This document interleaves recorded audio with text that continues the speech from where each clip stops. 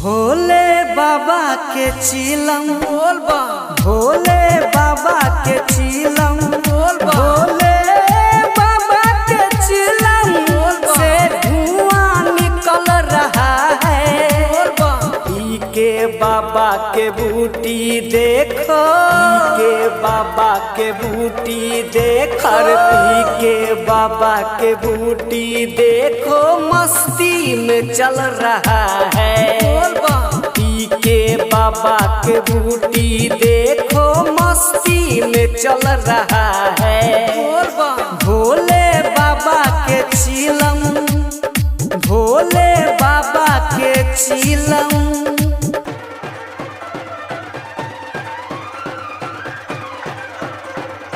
बोला बोला शंकर भगवान की।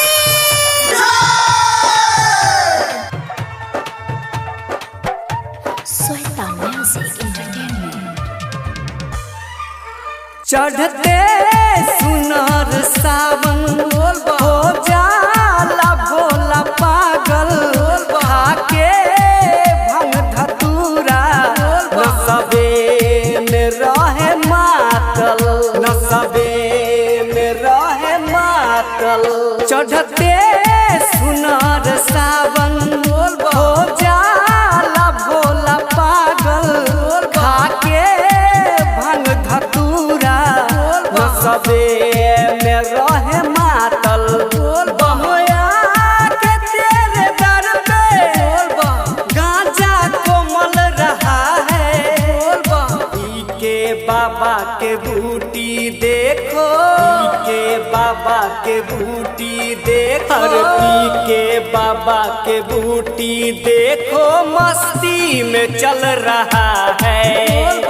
पी के बाबा के बूटी देखो मस्ती में चल रहा है। भोले बाबा के चिलम बोल बा, भोले बाबा के चिलम।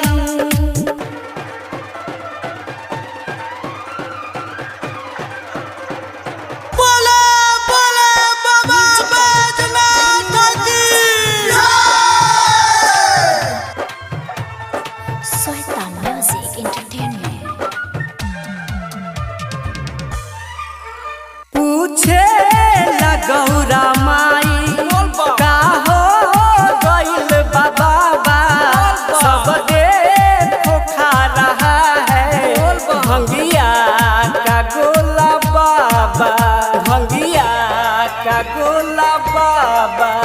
पूछे गौरा माई का हो गइल बाबा, सब देखो खा रहा है भंगिया का गोला बाबा। गा के राजेश गाना सबको बता रहा है।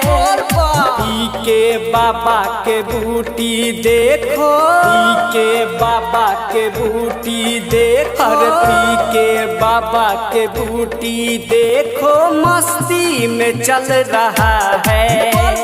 पी के बाबा के बूटी देखो मस्ती में चल रहा है।